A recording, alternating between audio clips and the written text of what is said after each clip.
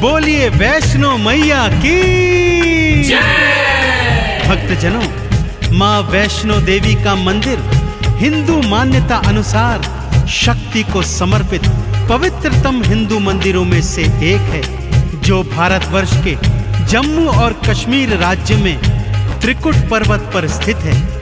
यहाँ पर मैया 3 पिंडियों के रूप में गुफा मंदिर में स्थापित है तथा दर पे आने वालों को दर्शन देकर उनके जन्मों जन्मों के संचित पाप कर्मों का नाश कर रही है, उन्हें मुक्ति का फल प्रदान कर रही है। जितनी रोचक माँ के भवन की चढ़ाई है, उतनी ही रोचक माँ के प्राकट्य की पावन गाथा है, जो आज मैं आपको संगीतमय रूप में सुनाने जा रहा हूँ। तो एक बार फिर से बोलिए, बोलिए वैष्णवी मैया की जय।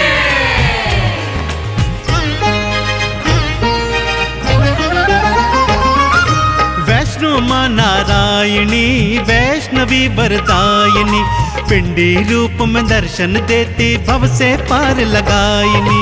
वैष्णो माँ नारायणी वैष्णवी वरदायिनी, पिंडी रूप में दर्शन देती भव से पार लगायिनी। वैष्णो मैया नमो नमः, माँ वैष्णवी नमो नमः, पिंडी रानी नमो नमः, माँ कल्याणी नमो नमः। वैष्णो मैया नमो नमः, माँ वैष्णवी नमो नमः, पिंडी रानी नमो नमः, माँ कल्याणी नमो नमः।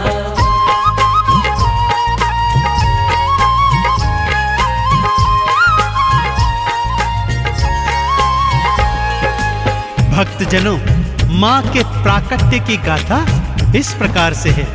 जम्मू स्थित कटरा जिले में हंसाली नामक गांव था भक्तों। इसी गांव में एक निर्धन ब्राह्मण श्रीधर अपनी पत्नी के सहित रहा करता था। माँ वैष्णो का परम भक्त था भक्तों। दिन रात माँ की भक्ति करता और जो रूखा सूखा मिलता उसको माँ का प्रसाद समझकर माँ को भोग लगाकर स्वयं भी ग्रहण करता। उसके जीवन की बस एक ही तमन्ना थी कि मैं माँ के नाम का जागा करवाऊं और अगले दिवस सारे गांव वासियों को माँ के नाम का भंडारा खिलवाऊं। पत्नी उसकी बात सुनकर कभी हंसती और कभी रोती थी। घर में खाने को अन्न का एक दाना भी नहीं था और उसका पति सोच रहा है पूरे गांव को भंडारा खिलवाने की। परंतु माँ का परम भक्त श्रीधर अपनी पत्नी से कहता, हे प्रिय, माँ ने जागे की और भंडारे की प्रेरणा दी है तो करवाएगी भी मेरी वैष्णवी मैया। श्रीधर ने मन में था सोचा माँ का जागा करवाऊं, जागे के अगले दिन भक्तों को भंडारा खिलवाऊं। पत्नी हंसती बात को सुनकर घर ना अन्न का दाना है और भंडारा खिलवाने को आपने मन में ठाना है। मैया रानी आएगी भंडारा खिलवाएगी, श्रीधर को विश्वास था भक्तों माँ तो लाज बचाएगी। वैष्णो मैया नमो नमः, माँ वैष्णवी नमो नमः, पिंडी रानी नमो नमः, माँ कल्याणी नमो नमः।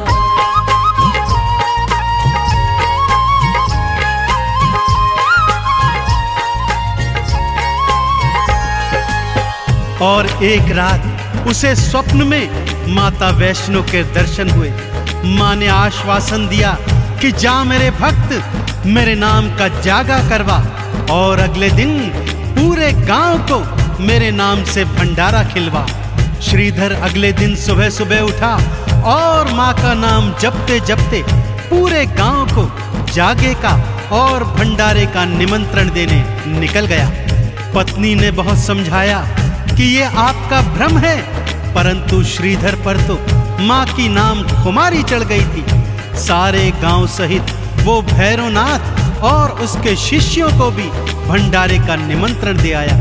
सबके मनों में कौतूहल है कि भला ये दरिद्र हमें क्या भंडारा खिलवाएगा। अगले दिन सब जागे में गए और फिर भंडारा खाने पंगत में बैठ गए। घर में अन्न का एक दाना भी नहीं और सारा गांव खाना खाने बैठा है कि तभी सब क्या देखते हैं, एक लाल चुनर ओढ़ी छोटी सी कन्या श्रीधर श्रीधर कहती हुई आती है और भोजन का पात्र उठाकर उसमें से 56 भोग निकाल निकाल कर सारे गांव को खिला रही है। श्रीधर की आंखों से खुशियों के आंसू छलक रहे हैं। भक्तों, मैया का चमत्कार ऐसा ही है।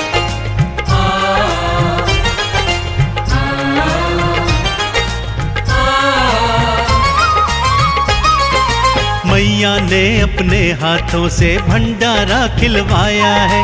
श्रीधर तो खुशियों में झूमा, मन ही मन हर्षाया है। भैरवनाथ भी चेले लेकर भंडारे में आया है। सामने देखा खाना बांटती कन्या रूप महामाया है। हलवा पूरी देख के भैरवनाथ चिल्लाया है। भोजन में खाने को उसने मदिरा मांस मंगाया है।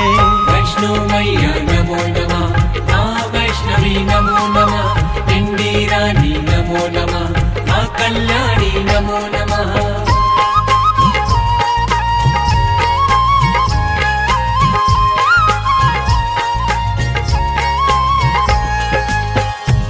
वैष्णो मैया ने भी अपनी माया चला दी। भक्तों, मांस के थाल और मदिरा के प्याले आ गए, परंतु ज्यों ही भैरवनाथ ने मांस का टुकड़ा उठाया, माँ की कृपा से हलवा चना बन गया।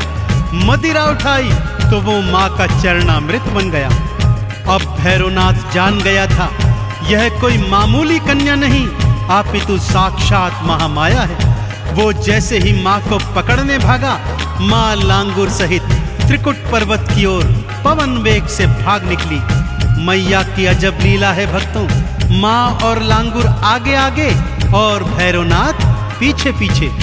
दौड़ते दौड़ते लांगुर को जब प्यास लगाई तो माँ ने बाण मारकर धरती से गंगा प्रकट कर दी। आज भी सभी भक्त इसको बाण गंगा के नाम से जानते हैं और यहाँ पर स्नान करके अपने तन के रोगों को दूर करते हैं। आगे चलकर माँ एक गुफा में जाकर छुप गई और लांगुर बाहर पहरेदारी करने लगा। भागते भागते वैष्णो रानी एक गुफा में थी आई। मैया अंदर छुप गई और बाहर लांगुर अगवाई।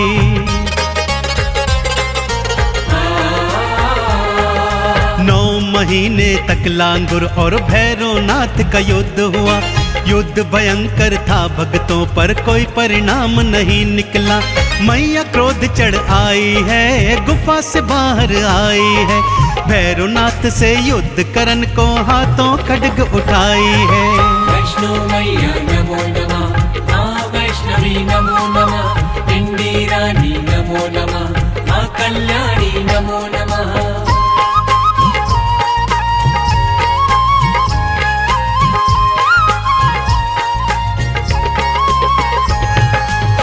जब 9 महीने तक लांगुर और भैरव के युद्ध का कोई परिणाम नहीं निकला तो माँ 9 महीने के बाद उस गुफा से बाहर निकल आई भक्तों। और तभी से उस गुफा को गर्भजून के नाम से माँ के भक्त जानते हैं। बाहर निकलते ही महामाया ने विकराल रूप धारण कर लिया।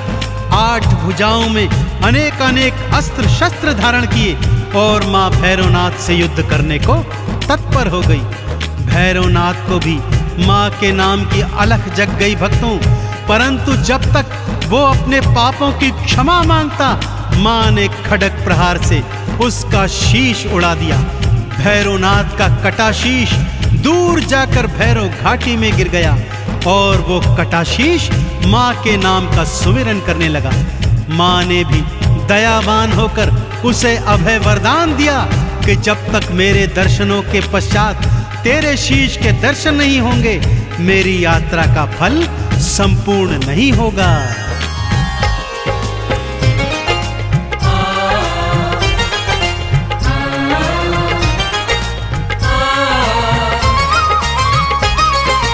कटे शीश ने भैरों के जब माँ की अलख जगाई थी, उसको अभय वरदान देने आ गई महामाई थी। जब तक मेरे दर्शन करके तेरे धाम न जाएंगे, मेरे धाम की यात्रा का पुण्य कभी ना पाएंगे। मैया के दर्शन के बाद भैरव घाटी जाते हैं, मैया के भैरव के दर्शन भक्त सारे पाते हैं। वैष्णो मैया नमो नमः, माँ वैष्णवी नमो नमः, पिंडी रानी नमो नमः, माँ कल्याणी नमो नमः।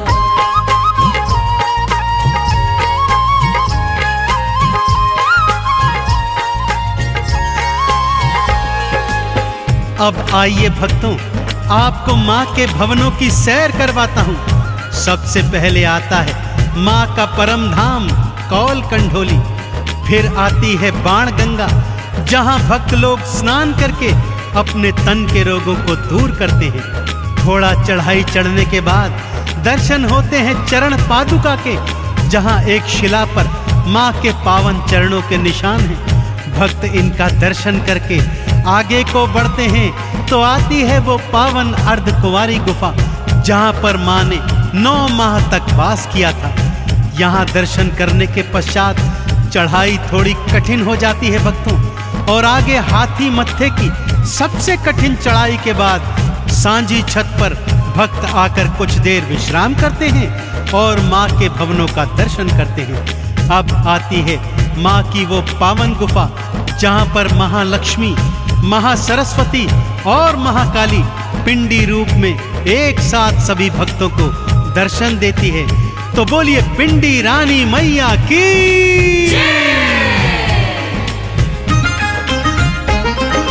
ऊंची चढ़ाई ना घबराना, मैया आप बुलाती है, हाथ पकड़कर बच्चों को वो भवनों पे ले जाती है। नारियल का भोग लगाते, चंदन तिलक लगाते हैं, मैया रानी के भवनों से मुक्ति का फल पाते हैं। लाल चुनर जो मैया को हाथों से पहनाते हैं, भवसागर में कभी न डोले पार वो लग जाते हैं।